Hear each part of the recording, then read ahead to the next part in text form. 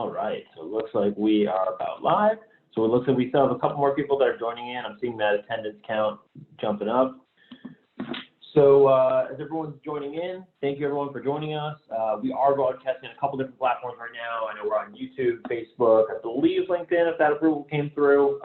So no matter what platform you're on, if you want to ask questions, make sure hop in, join the Zoom. We've got plenty of time today. So furthermore, I want to thank everyone for joining us. I know it's a weird time, and I know some of it's your lunchtime or kind of just after, so we appreciate you taking that time and joining us. I'm happy to be here for another session of the MSP Initiative, and very happy to be here with longtime industry friend and colleague, Carrie Simpson.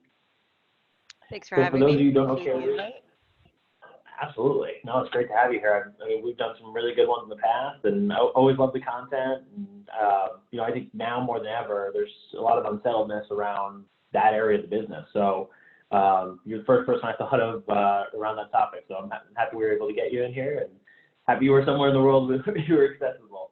With internet access and running water. That one was the crucial one. As always, guys, we will be recorded, so we're going to take the whole thing, record it.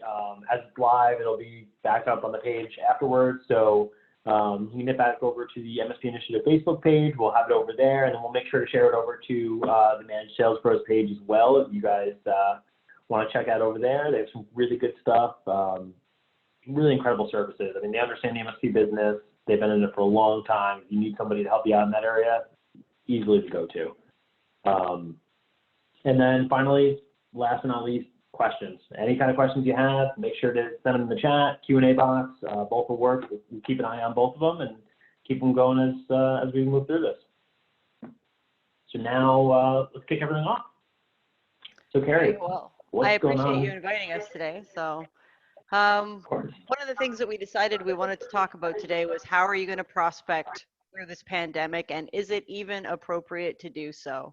So when this first hit, we were initially, everyone was, I think, caught a little bit off guard. Nobody had a plan around it. They certainly didn't have a plan around how are we going to connect with people who are scrambling just to keep their businesses held together with duct tape right now. So there's a couple of things happening. Like one, we had that huge rush of everybody having to push all of their employees remote, and not everyone was prepared to do so. So the MSP market for, you know, a brief time had, if anything, more projects than they expected. So there wasn't an initial loss of revenue. And then they had that work to do. And now everyone's kind of sitting at home going, well, what's going to happen next? And if you look at what Paul Dipple, for example, has been saying about the market, like, yeah, the first month, maybe you'll be fine. Second month, maybe you'll be fine. Third month, that's when things are going to start, you know, that's when checks are going to start bouncing.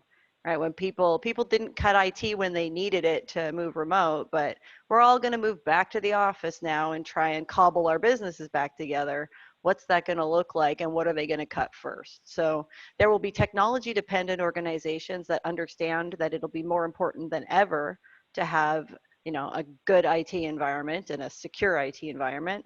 And then there will be organizations, and you probably already know which ones those are on your roster, where they're not going to see the value all of a sudden in spending $120 on something that never breaks, right? So you look at your managed contracts, there will be people that default on them next month, right? Vendors too. So, I mean, on our side, we went proactively to all of our clients and said, hey, we understand this is going to be a challenge, and we want to keep our people through this, and I know you want to keep yours too. So, I know we're the largest line item on most people's marketing budgets, and we knew that we were going to lose clients through this, and we wanted to make it just simple, and we wanted it like right away. I wanted to know, like, what was I going to lose right away so that I could start figuring out staffing. What do I need to cut once, cut fast, be done. Turned out we didn't need to cut anybody, but we did go to our clients and say, hey, if you want to stay, we'll make it cost effective for you to do so. So as long as I can still pay my people, you could stay with us. So we're still prospecting. We still have clients. Our doors are still wide open. Our callers are working from home, but we were a distributed company for the first 3 years. So we're fully used to having remote callers. We don't like it. So the first thing I want to put out there is I don't like running remote teams. especially in a call center environment where you can catch issues super fast on the floor if you're walking around like, hey, don't say that. Oh, no, no, no, what's going on there? Right? When you're auditing calls, it takes significantly longer for you to find issues that you would have found immediately. So we're still running, the same programs and processes that we ran before, but it's not as, I don't believe that it's as efficient. So I'm looking forward to going back into the office. But I made a list of just of 6 opportunities that we scheduled just over this week. So people who are saying like, oh, it's not appropriate to pitch right now. It's not appropriate to get on the phone. So our, let's see, we have a 20 seat and 1 server opportunity who had SLA concerns because they had a family provider, an embedded provider, like a buddy who did their IT, and then they had to move everybody home and the guy had no idea how to do it. So they immediately recognized like, okay, this was, like the difference between a wartime CEO and a peacetime CEO. Here's an IT guy that's great as long as nothing goes wrong. So so normally we call that an embedded provider opportunity. They're very hard to displace simply because nobody wants to fire the CEO's son. So those are normally more challenging. Right now, we're seeing a lot of that. So the next opportunity is a 25 seat, 1 server, and they were sharing an IT guy, like just one guy with another company. It's not working out, right? They need that guy's time. The other company's using it. So it, again, worked out really well when there was nothing out of the ordinary. If it's all even keel. And the worst thing is the printer needs refilled. Now they're dealing with all these things that they just hadn't prepared for. Let's see. I scheduled this one, by the way.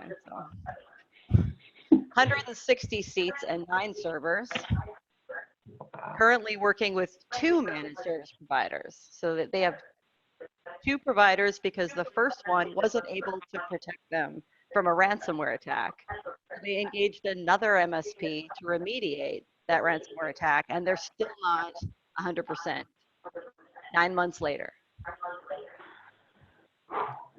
So the interesting thing about this one is that this was our 13th call into that opportunity. So it's not like we didn't have this on our radar already. Mm-hmm. But it was just perfect timing. Now we're like, yeah, okay, this needs to be handled now. We can't risk this happening again. So that was, the other 2 were what we call 1 call hits. So 1 call in, yeah, we're interested, meeting scheduled in the same week. That happens so rarely. Like we're normally 8 to 17 dials in before we get somebody on the phone who can commit to a meeting. Then we have to get them to actually go to the meeting, which is challenging from time to time. Another opportunity, 50 seats, 3 servers. They were accepting RFPs to replace their current MSP. So we just got there right in time. That was our 8th call into them. And then one other 50 seat, 12 server opportunity. And they have an in-house IT support team, and they're looking now to reduce their headcount. So there are opportunities out there. And the trends that we're seeing right now I wouldn't say that we're not getting more meetings, but we're not getting fewer meetings either. And we're seeing faster turnaround. So those 1-hit meetings, we don't normally get those. We normally have to nurture opportunities for a significantly longer period of time. So that's what that is telling me, just, based on a month of data, which isn't that much data to base decisions on. But if people are taking meetings the first time someone's calling them, and they're doing that 8 times more than they were the month previous, that's a pretty good indication that prospecting isn't going to go sideways right now, provided that it's done correctly. So there's 4 things that I think you need to be focused on when you're prospecting through any sort of emergency. So if you think about when a huge ransomware incident hits a significant number of companies, and all of a sudden everyone's like, well, what about this? How are you going to protect us from this? How are you going to protect us from this? You have to be careful not to be predatory through that, right? You don't want to sell using fear, because it's like selling on, but you sell on price or you sell on fear, you will immediately lose that opportunity once they are no longer afraid of something. So if the only reason they moved was that you instilled this enormous amount of fear in them, you weren't their partner. You're just some guy that scared the crap out of them, and they bought something once. They're not necessarily going to continue that relationship with you. So there are the same fundamentals still belong in your sales conversations. You don't want to sell on price alone. So yeah, there's going to be a whole bunch of people looking for cheaper IT support right now. If you can do the same caliber of work as their current IT provider at a significantly lower cost, great, take the business. But if all you are is cheaper, there's going to be someone cheaper than you along the line next. So you want to be careful right now when you're prospecting that you're not stealing business from a competitor that you kind of don't want to begin with. So the same sort of the same way that you vet your opportunities now, you've got to vet through this pandemic, because otherwise you're going to be stuck with a pail full of garbage at the end of this, and you'll be stuck with them for the 3-year contract that you just signed with them. So be mindful that you're not going back into panic mode, because my first instinct when this hit was like, oh God, it's going to be like startup mode all over again. I don't Do I want to work 16-hour days? I don't want to do that. I don't like it. So think about what you had to do at the beginning to manage and maintain your business, and then think about where you are in your business process now, right? I'm 7 years into this, and I'm not going to make the same dumb mistakes that I made back when I started my company. You guys shouldn't either. So you've set your prices based on something that hasn't changed. It's still going to cost you the same amount to run your business, buy your software licenses. If you start discounting aggressively, you're stuck with that business for the next 3 years afterwards. So start planning for what does next year look like? Not just what does next quarter look like? What's going to happen next year? Through your prospecting now, you've got a really interesting opportunity if you're peer-to-peer prospecting. So what that means for those of you that are on the call that aren't familiar with outbound cold calling, peer-to-peer means I'm calling George, right? I own my company. George owns BVoIP. I want to sell my services to BVoIP. George and I can have a conversation about stuff that's happening in the market right now that is troubling or interesting. Like, what are the opportunities that have presented themselves here? So it's not just like doom and gloom and horror and terror. There's going to be some really cool stuff that comes out of this. And if you can connect, so first of all, connect one-on-one with another business owner to talk about the challenges that are coming up for them, you should be doing so. So I want to kind of push, sorry, go ahead. Oh, sorry, I was going to say, are you seeing it easier to reach those CEOs today? Are you seeing it, I mean, obviously we all switched to home. Those CEOs are sitting at home. They're not in an office behind a gatekeeper at the door. They're not out in the golf course. Are they easier to reach today than traditionally?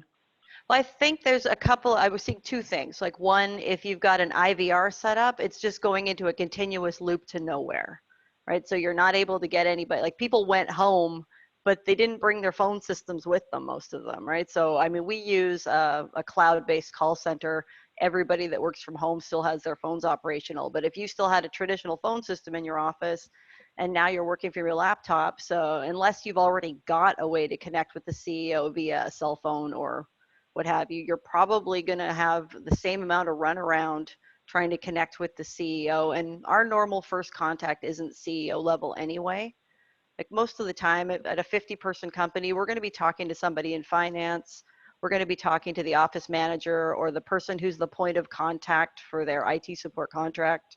We're not usually going to get right to the C-suite right away. So for prospecting anyway, you don't have to be concerned about whether or not you're getting the CEO on the phone. This is a great time to start aggregating information about your market. So great, this is the CEO, but what's the decision-making process there? Who are they working with already? What do they like about them? Where has their service been lacking? When does their contract renew? How many computers are there? How many servers are there? You don't need to get to the C-suite to identify whether or not this is a prospect that you want to pursue. And if you're lucky, you get somebody who hasn't talked to another person in a full week, right? So there's a really interesting opportunity here right now because people are bored. They're sitting at home and they're like, absolutely. They're bored and they're afraid. Like, people are worried about their jobs. Those of us who don't own our companies, although, I mean, we have our own, payroll, whatever challenges, but we're not sitting at home wondering if we're the next person to get cut. So there's a lot of like stress, anxiety.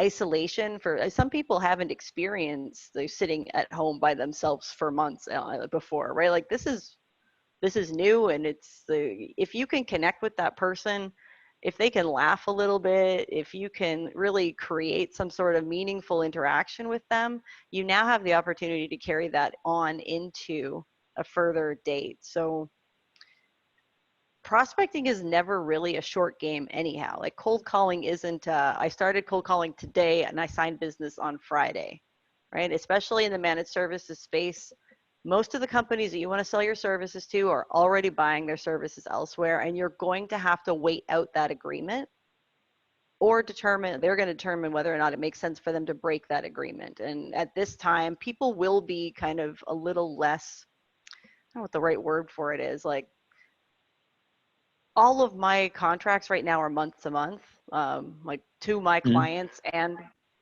the ones that I pay for, right? I'm not in any long-term agreements right now, and that's just dumb luck more than anything else. So I have the opportunity to go anywhere I want. But most people won't break an agreement with a partner that's been good to them that they respect. So you've got the opportunity to win the business if you can demonstrate that you're going to be a better partner. But most of the time, you're not going to be able to push them into breaking a contractual agreement. And if you can, I would carefully consider whether or not that's even business you want. So yeah, I agree wholeheartedly. I think that's always the case. I mean, there's always the question of, like you touched on earlier, do you actually want that client? This client that's just scraping around, just looking to save a couple dollars here, a couple dollars there, or are willing just to turn around and break a partnership like that. I mean, it's not going to be fun down the road otherwise. No, and I think there'll be people evaluating their business models right now, right? There are lots of companies I know that are what we describe as pure play MSPs. You know, they don't take project work for anybody that isn't, a monthly client already. We're seeing a lot of opportunities for projects in the market right now. So, I mean, when's the next time you're going to have an empty office, guys? Think about it. Very true. What's the least disruptive time to swap out anything? When are you going to rip and replace? So there's opportunity out there if you can position it properly. It's just a matter now of like making sure. So prospecting is less about what you are saying and more about what you're not saying. Like know when to not push too hard, know when to like back off a little bit. Like being human right now is more helpful than anything else, but brevity. Like people are either completely bored or completely insane, right? So if somebody's saying, I don't have time to talk right now, normally that's an objection that we would try to get through, right? Like if somebody's like, oh, I'm too busy, or this isn't a good time. You know, if they're too busy and it isn't a good time, let them get off the phone. Be mindful and respectful of that. You don't have to push 7 times to try to keep somebody on the phone when they've clearly stated they don't want to talk to you. But if somebody's chatting with you, like ask them everything. So my usual approach is I will just keep asking people questions until it sounds like I'm bothering them. And then I'll stop. Then I'll try to get the appointment. And then I'll ask them a few more questions to try and make the appointment as sticky as possible, right? So you get through all the stuff you want to know, and then you ask them like social questions, right? How's homeschooling? You see somebody's kid run past behind you on the GoToWebinar? Perfect. What a great opportunity to interact with someone and talk a little bit more about their lives and how they're handling this and what they're interested in. Like you just really get the opportunity to be human talking to another human. And it's a bright point in most people's days right now because people have really stopped connecting. Right? Like we text, we email. I've never done so many freaking web meetings in my life, but if you think about the number of times that you're not interacting with people live, this is the first time where we've been really quite open to the idea that other people can come into our personal space during the business day and we can talk to them. So I've taken more meetings. Are you seeing more of a shift towards Zoom for prospecting as well? Not for us. I mean, we're telemarketers, so. But for when we're scheduling the appointments now, we're not scheduling face-to-face meetings anymore. We're only scheduling Zoom meetings or phone meetings. So there's people who are far more open to the idea of that. People find in-person meetings a little more invasive, and they're more reluctant to commit to them because you can't get out of them politely. Whereas a phone call, well, you can blow that off. So people are kind of more inclined to accept a lower pressure, easier to get out of type appointment. So for us, it works well, right? Because clients that used to not be satisfied with a phone meeting, they wanted an in-person meeting, now don't have a choice. So we're getting more meetings, but we're getting what I would describe as like a little more, like more tire kicky meetings. We try to qualify them really well, but again, if you take that last hoop to jump through out, the qualification level drops. So you always think about like quality of appointments versus volume of appointments. Do I want really, really good meetings, or do I want a lot of them? Because you can't usually get both. Yeah, that makes sense.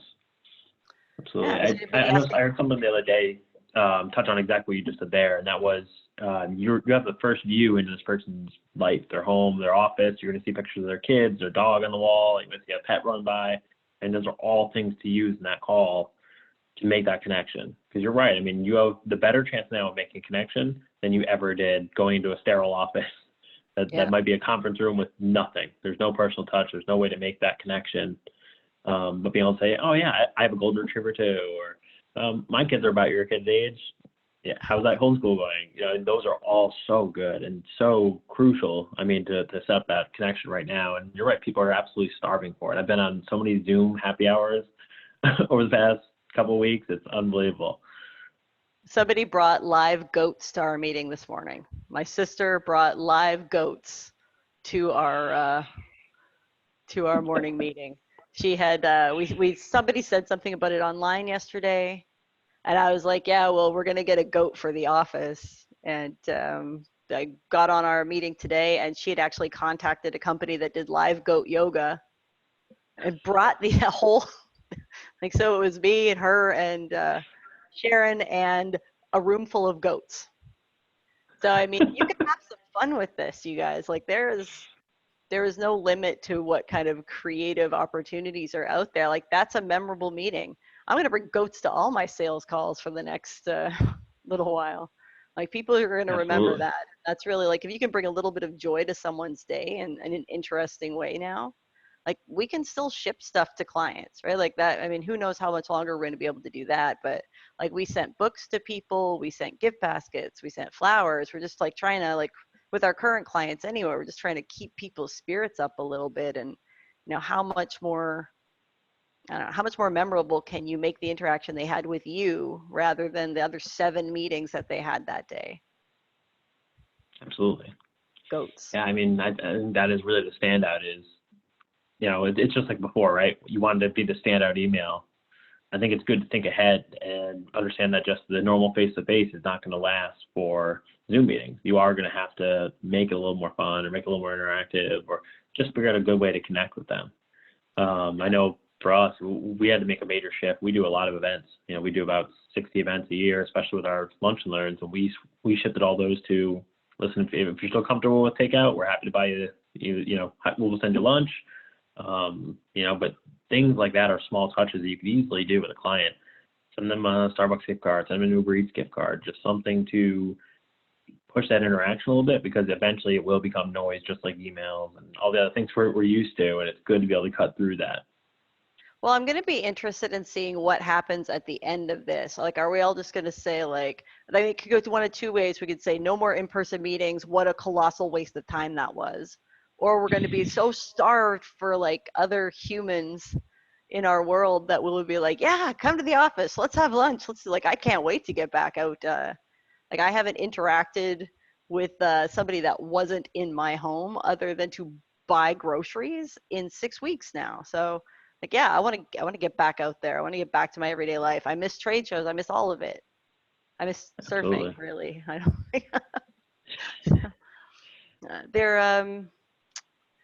I don't, like, we thought that there'd be a huge downturn in the number of appointments that we'd be able to secure, which is kind of how we were bracing for impact to lose most of our managed services clients. And that's not what we're seeing. We're seeing the opposite. We have fewer MSP clients now, but those clients that stuck it out are getting more meetings than they did previously. And only time will tell whether or not they were better meetings, but there's definitely opportunities that need to be pursued there. And you would be remiss right now, if you have the ability to do so, to not be pursuing market.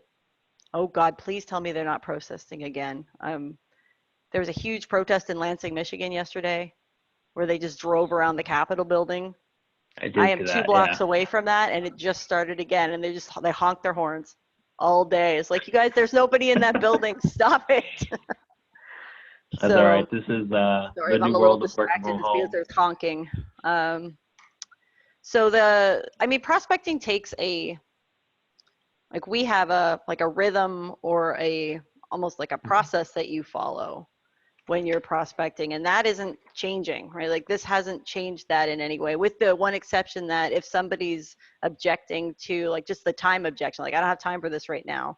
Normally on a regular day, you kind of get into it a little bit, trying to test whether or not they were just trying to blow you off, or are they genuinely busy. You want to figure that out so you don't waste 17 calls back trying to connect with somebody who wasn't actually interested in taking the call. So you want to kind of push after that objection. It's like, oh, well, when would be a better time to chat with you? And they'll either give you a time that will work, or they won't give you a time at all. So that one I skip right over now. So the only thing that we've really changed is eliminating that initial objection of, I don't have the time for this, or I'm too busy. There's only a couple of big objections for managed services anyways. Like, okay, we're happy with what we have. We have an in-house IT team. I'm too busy, or I'm not interested. Or, my kid does our IT support. Like, the outcomes aren't very different from company to company to company. So you just carry on as usual. It's a good time to be talking about referrals too. So if you're already, you've got clients right now who are grateful for the help that you gave them. Right. So when I think about our MSP, we had to move all of our callers home over a weekend. Right? Like, we weren't really in our company is set up, our security is set up that everything's locked down to IP address. So we've locked everything that isn't a line of business application out of our call center. You can't go on Facebook. You can't go on YouTube. You can't even. I fired someone once because they ordered a pizza. Like, you cannot access anything that isn't line of business from the call center. We don't even let people bring their phones on the floor, right? You come into work, you put your phone in the little cubby, and it stays there until you leave. And if you're caught with a phone on the floor, you're fired. No second chances. Because we would be like, somebody always ruins it for everyone, right? But we'd catch someone watching YouTube on their phone, like, kind of ignoring what they were doing, watching, like, all right, no more phones on the floor. You want to work here? Like, we pay really, like, we're pretty good call center for Las Vegas. We pay significantly better than most of them. We offer full benefits. We offer paid vacation. We offer paid family leave. Put your phone in the goddamn cubby. Like, I'm not putting up with this shit. So you can't access anything that isn't a work app. But the flip side of that is at 3 o'clock when you leave, you can't access any line of business apps. You can't check your email. There's no extra work to be done. We work one shift, we go home, and we don't work anymore. So our corporate culture is work your ass off, and your time is yours. And so we have really created this environment where you can't. So we had to not only figure out what that meant for, now we had to move everyone home, set up a VPN. So you think that I wasn't grateful for my MSP doing that over a weekend? Like, at this point, if somebody said, like, hey, are you happy with your IT company? Yeah, I am. Okay, well, that's a great time to ask for a referral, right? Like, everybody on your client list now, you probably did a huge solid for when you helped them move remote. So Absolutely. They're happy with their IT company. Is there anybody in their network that's maybe not as happy, where it didn't go as well? Like, it's a great time to be talking about getting referrals and then reaching out to those people, working your network. You don't have to call cold all the time. You can call people that were recommended by other people. Absolutely. I actually, I did see a couple questions are starting to come through. It's actually coming through on the Facebook side.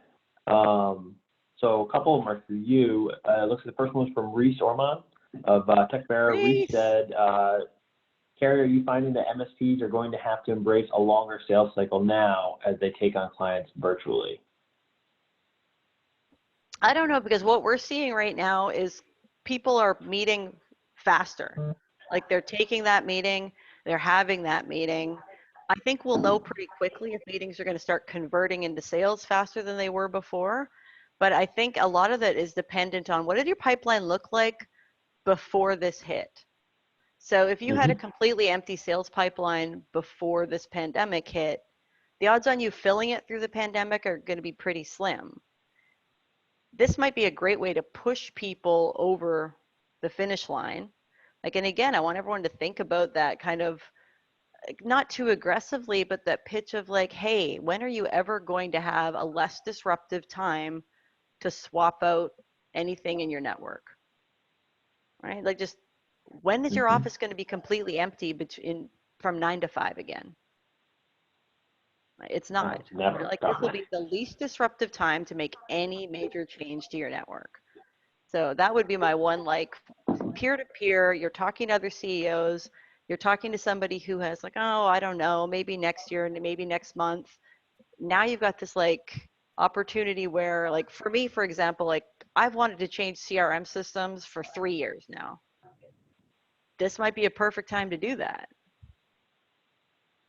So Absolutely. what other big changes are they thinking about that you might be able to assist them with where it wouldn't all be weekends, evenings, and overtime?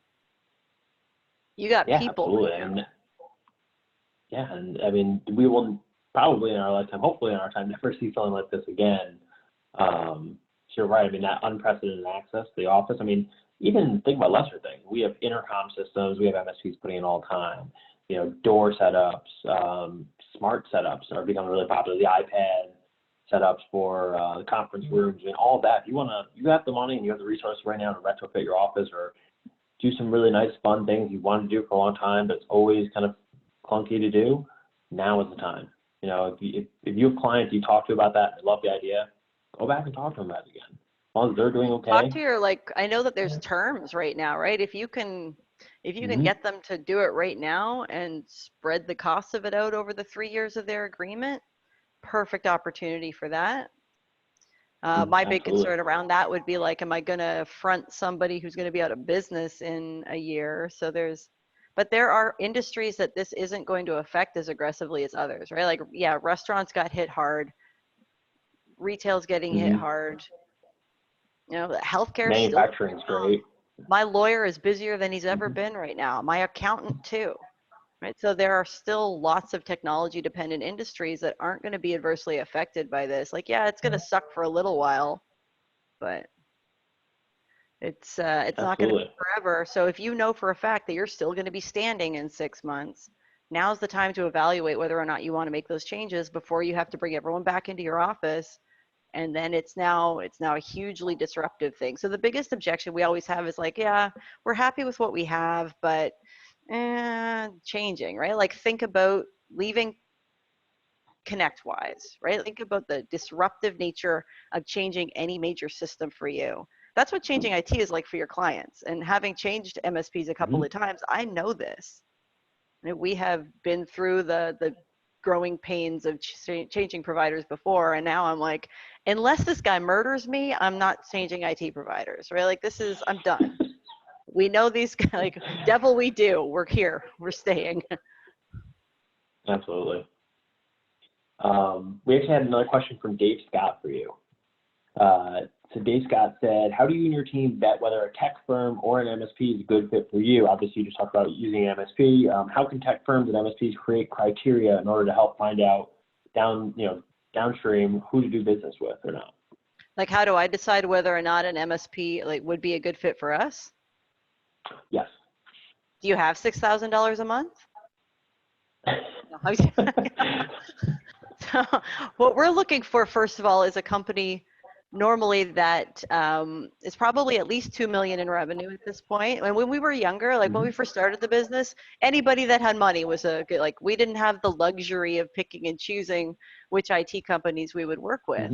Now we know that around the $2 million mark, they have the kind of budget that'll be necessary to carry them through potentially 6 months with no closed business from a service that costs $6,000 a month, right? So we're looking not just at like operational maturity and size of the business, but we're looking for companies that have a strategic plan in place, and ideally ones that are already, like their pipeline is already quite good.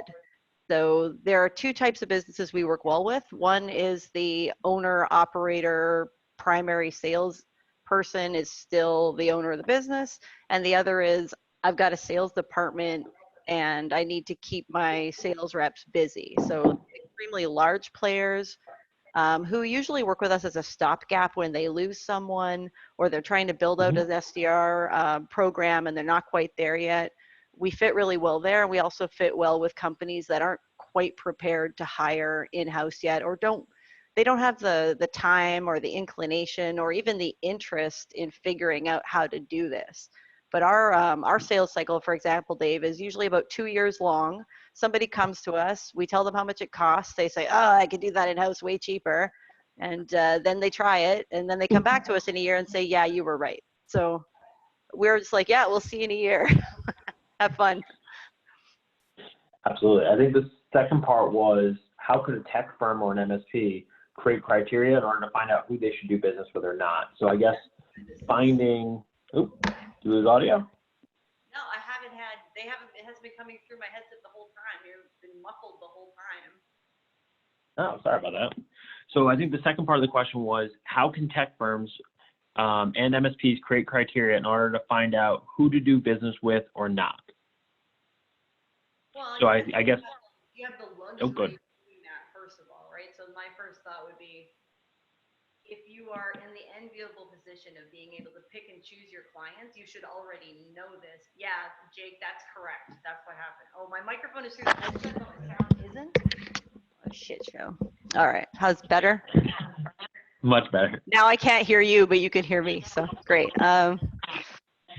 Sorry, so I'll start that one again. Like if you are left, like if after this you have the luxury of picking and choosing, there you go. You have the luxury of picking and choosing your clients after this. I would argue that you probably already know who your best chance of a close is for a total unique client profile or whatever. In my mind, you're always looking for technology strategic organizations, right? Not just companies that need IT support, but companies that are going to see value in somebody that's going to be their partner and not just a vendor, right? Like what I want from my IT provider is I want somebody who's going to tell me, here are the things that we need to look at in a quarter. Here are the things we need to look at in a year. Now, so if you're talking to an organization that has zero understanding of what they want, what they need, where they're going, that's going to be a difficult relationship to manage even in the best of times. So identifying whether or not they are, first of all, if they're already billing by the hour, they are probably a technology dependent organization. How technology strategic are they, right? Are they security, are they paying lip service to security? Are they doing the bare minimum, or are they invested in the security of themselves, their vendors, their clients? Like that's a big piece of the puzzle right now. If you can figure out where they are on that scale, then you can kind of find out like, well, are they going to buy this, or are we going to be able to support them in a meaningful way? Is there any value in them changing providers? So sometimes we see a lot of, and I know that our clients always like us to push for meetings no matter what, right? So there are clients that we have that they only want what I would call like the cream of the crop meetings. This is like 90% of the way there. All we have to do is bring a pen and the deal's going to close, right? And there's not many of those meetings out there. So maybe we get them like 2 a month total, over the course of a year, maybe it'll like whatever. But then you get the organizations that are, we'll take people who are talking about pricing because we hope that we can parlay that into something different, or we'll take the people that are fine and we know that they're just kind of tire kicking or price shopping, right? Like everybody gets to decide what their own version of qualified looks like. So depending on your business and like if you're a small MSP right now, like who's like I'm thinking about, had this happened the year I started my business or the year after I started, or even 2 years ago, right? It would have been like game over for us.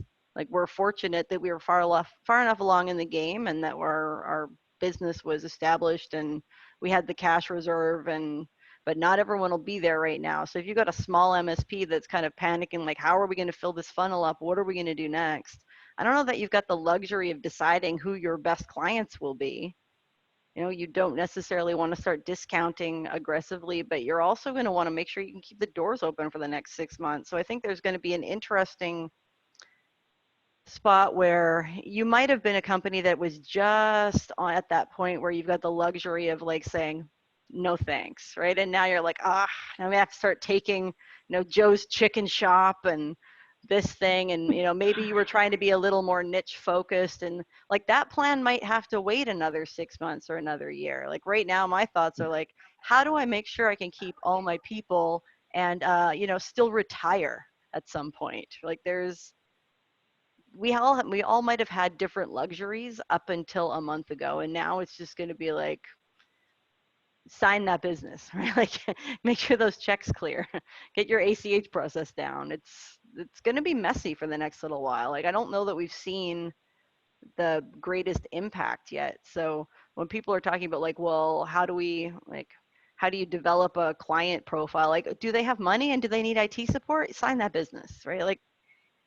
but if their biggest concern is, are you cheaper than the guy I'm working with now, right? Like, what I want is a partner, and you should be looking for people who want partners, not people who just want a discount.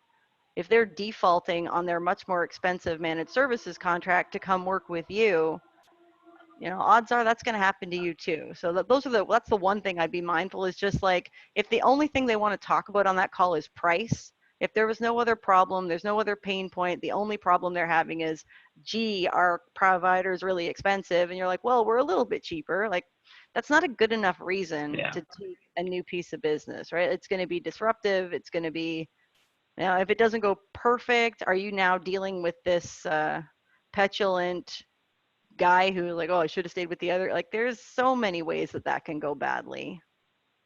Yeah, don't be splitting hairs between dollar share. I mean, if you're, if they're looking at you to cut a couple dollars per user or per workstation, I mean, that's a bad road to go down. And furthermore, I think one of the messages I've seen out there a lot, which I love, is do not discount your services right now.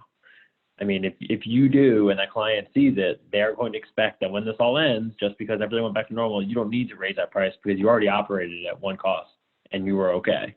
So that's very dangerous. I mean, we did that, right? Like we did that with our small business clients.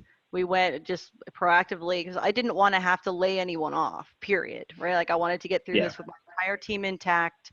And if it took discounting to do that, well, great. Now you guys know how awesome my margins are, but I'm getting them back the minute this stops. Or you can take your business elsewhere, right? Like, I went to clients and I was like, look, this is going to be rough on all of us, and I am happy to discount my prices for the next 90 days so that we can all get through this together if you want to stay, or you can go right now. No problem, no hard feelings. We let a half dozen MSPs just leave their contracts, no problem. Like, I assume that just not being a jerk is going to be a good business development strategy through this.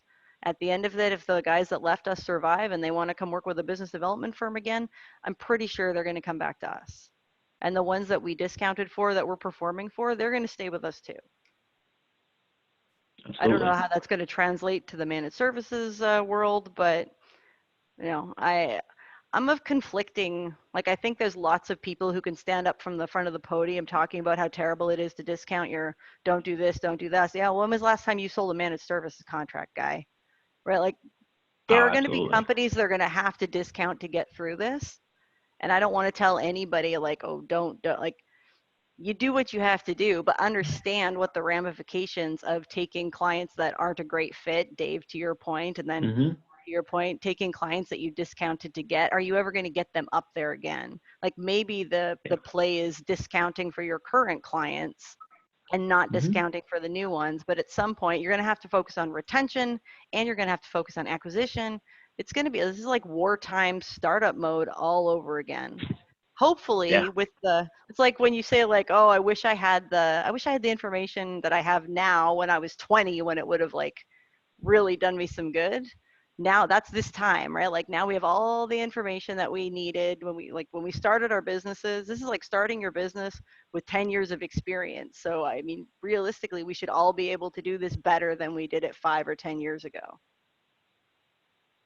100%. And I do like that that idea of like the wartime startup, because that is really where everyone's at. I think making this kind of major shift in your business is something you've probably never done.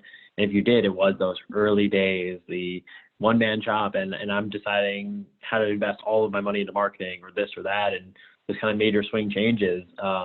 It's Don't even kind get of me fun, kind of started on exciting. like the marketing, like my entire quarter worth of Hootsuite garbage.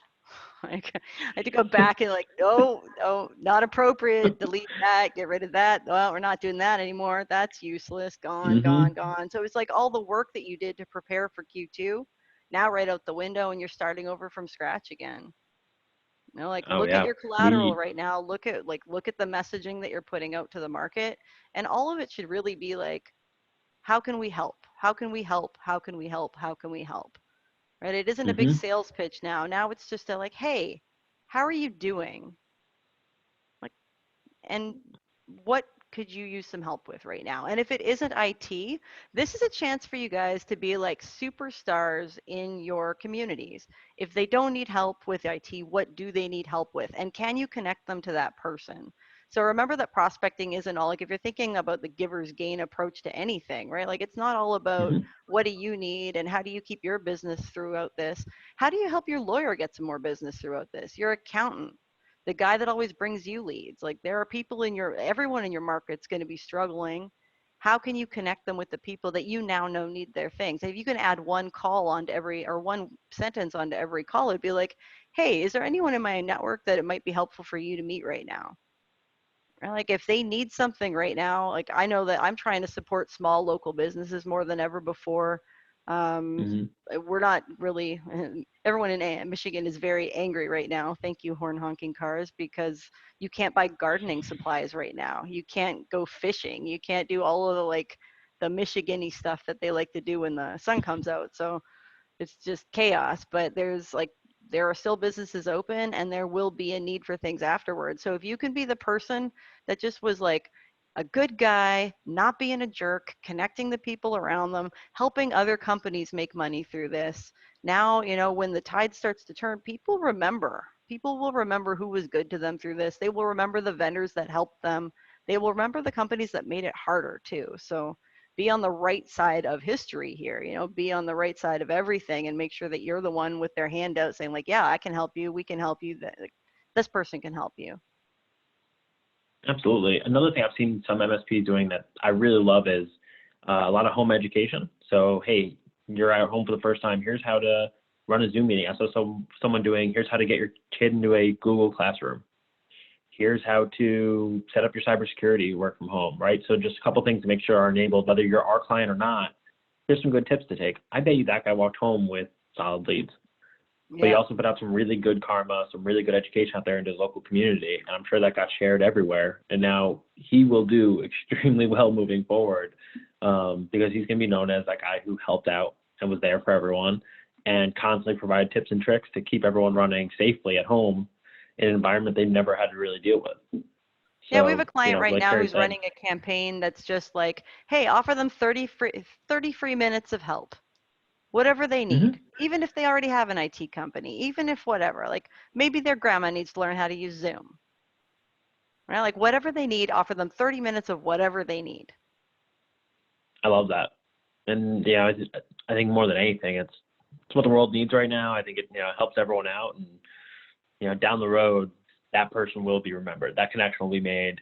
If 6 months from now that person gets ransomware, like your client there, right? 6 months from now that client gets ransomware, they're going to go back to that MSP that helped them during that time because that's the person they're going to remember. So sometimes it's like you said, it's not the short game. It is a long game, but continuing to be everywhere, I would get out there right now if I was an MSP and I would call my local news stations. Hey, can I do a piece on how to set up your home network, on how to do a Zoom, how to do a Google Classroom, all those good education things? You can contact your local news station. There's a chance they'll put you on, and then you are the industry expert for your city. Yeah, if you don't have a good get PR ahead. agency right now, like a professional public relations firm would be a really good, like if you've got money right now and you're not like, holy shit, how am I going to keep the doors open? There are so many things that you could be doing that your competitors aren't going to have the budgets for, right? Like if you are able to, and that's not going to be everybody. There's lots of free things you can do too, but now's the time to double down on it if you can afford to, because everybody else is going to hold. Right. So I think about like our marketing strategy for the next little while. We're going to go way more aggressively than we normally do, because usually it's just me and Tracy and, that's it. We're not aggressively hitting the pavement anymore. We like people come to us. We do a lot of work with the vendors now, so we haven't been aggressively pursuing the managed services space. But I think that if we spend our money correctly and we, point the cannon in the right spots, at the end of this, we come out on top of the market because we had enough cash to keep the doors open, and we had some foresight into what we wanted to do next. Like I think if you're thinking strategically now, you're not thinking just like, oh God, how do I keep the doors open for the next quarter? It's like, okay, 2 years from now, where am I going to be? And how do I use this time to get there? So if you're not a great prospector, now's the time to start. Now's the time to learn. You can, you're going to sound terrible for the first 100 calls at least. And then it's fine, right? Like you just get through it and now you're okay at it. This is a great time to start practicing anything. Right? Like you're stuck at home, start watching webinars on cold calling. Right? If you don't have client meetings, if you don't have sales meetings, if you don't have anything else to be doing, how are you getting better at something right now? I'm taking dance classes. I'm terrible. But like I'm stuck inside and like I'm just trying to think of different things that I'm trying to learn Spanish. I'm trying just something to do every day, right? Like we're sitting in front of our computer screens now instead of for 8 hours a day for like 20. So there are opportunities now that you could be improving your skills in all, like maybe there's tech certifications or whatever, but your soft skills are going to be the things that win you business now. And there is no reason that you can't be watching a million free things online about how to cold call. Cold calling is just picking up the phone and asking questions, right? So if you can go to a networking function and hand somebody a business card and talk about what you do, that's cold calling, except you get to do it a lot faster, a lot more times. So there's no reason to be afraid of it right now. If it's something that you haven't tried, it costs you nothing, right? If you're sitting at home and you've got 8 hours and only 3 of them are busy, well, now you got 5 hours to do something else with. So if that's something that you've never tried before, now you got 5 hours to do something with it. So just start.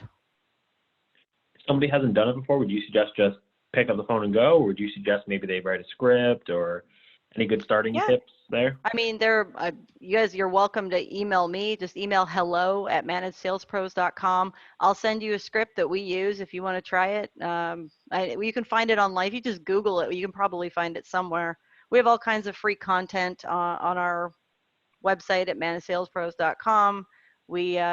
I write for Smarter MSP. There's a bunch of cold calling content on there. We have a couple of courses that we teach on it as well. But there's so much free content that, like, especially right now where you're trying to think about where can I have the biggest impact, where it'll cost me the least to do it. And again, that you can't discount the importance of peer-to-peer prospecting at this time, right? Like it's very different to receive a call from the CEO of the company than it is to receive a call from the sales guy, right? Like there's almost not a professional courtesy, but you are essentially going to be able to talk about things that your sales rep hasn't stayed up at night wondering how he's going to make payroll if the COVID virus goes on for another 90 days, right? Like you've got some unique challenges that you share with every other business in your community right now, and you should be commiserating with those people. And if nothing else, you're getting some phenomenal ideas about what they're doing. You're going to see it from a completely different side. So I encourage you to just start reaching out to the other people that you want to do business with, because you're more likely to get the CEO of that company on the phone than your sales guy is. So if you've got a named list right now, if you've got an account list of dream people that you've always wanted to work with, now is the time to start reaching out to them. Absolutely. I think that's a great point. I think everyone has that dream list or that client they've always wanted. Reach out, be there for them. How can I help? Even if you do even if you put a couple hours into it, you help them set something up, you give them some free education, you send them a video you've done on free education, anything to have that conversation about, the PPP loan or whatever's going on right now. That is memorable. That'll stick. That'll get you in the door next time. Do you want to stop by and say hello and see how they're doing? Follow up to this. So a couple quick things. I did take that email address, the hello@managedsalespros.com. I'm going to make sure we post that over on our Facebook page when we have with the live video. So anybody, feel free to reach out. Carrie and her team do awesome work. So if you guys need help or need some scripts, we've got really good education. I know, Carrie, you've done some phenomenal webinars over the years. I'm sure there's plenty of on-demand out there. I didn't even swear. Oh, I might have sworn a couple times during this one, but I'm getting better at that. That's fine. We love it. So we do have about 4 minutes left in the hour. If there's any last questions, we'll keep an eye on those as we're starting to close up. But Carrie, any closing remarks? Any last minute ideas? Oh, I don't know. I'm kind of obsessed with these goats right now. I'm thinking that I'm going to start scheduling sales meetings with and getting these people to bring their goats to them. I think I've just started a whole new business for them. It's like, I'm going to call it the greatest of all time Zoom experience, goats. And then you're going to show up and there's going to be some goats there. It was, I can't even tell you how much fun that was. So that would be the one thing I'm trying to think of, how do you make a little bit of a, if your brand is playful to begin with, right? And a lot of I'm always kind of with IT companies, I'm thinking, I want the guy who shows up looking like my lawyer, not the guy who shows up looking like he's dropping off my pizza, right? So if you've cultivated a brand that's very buttoned down and professional, it might be a little harder to, come up with some fun things to do. But I think brainstorm some really fun things that you could send to people, fun that they wouldn't be expecting, right? We've been really trying to find what are the what can we still have delivered, right? What can we do that doesn't endanger anyone, that doesn't you don't want to be that company either, but there's got to be fun little things that you could do and run around and drop off, or I'm not sure how viable any of that is, or just your messaging at this time, right? We're all sick of the COVID-19 emails. What can you do now that's just kind of a little out of the box, a little more just playful or fun or everyone's kids are at home. What can you send them? Because their kids are making them batshit. What can you do? Send them a basket of chalk, send them a coloring book, send them make a IT color. I don't know, but there's got to be a way that it'll be memorable and interesting. And the trade show tchotchkes aren't as relevant right now, but we're not spending money on them. So what can we do? Right? There's got to be something interesting that you can send to your prospects right now that will be kept, right? Something that they'll have in their home for you. The kids start playing with it. Now it's a beloved toy. And they've got the B-VoIP plushie, right? Their kids. Remember those tree things they gave out at DattoCon? The little baby Groot? The Groots. My kids are still playing with those. How many years later? I have a WebRoot pig. It's 5 years old, 5 or 6 years old. The ones where you used to use the elastic bands. Yeah, I had the shark. Yeah. Yep. So stuff like that. And we all love the socks. The socks are great, but right now we've got this opportunity where not only are our kids our kids are in our workspaces.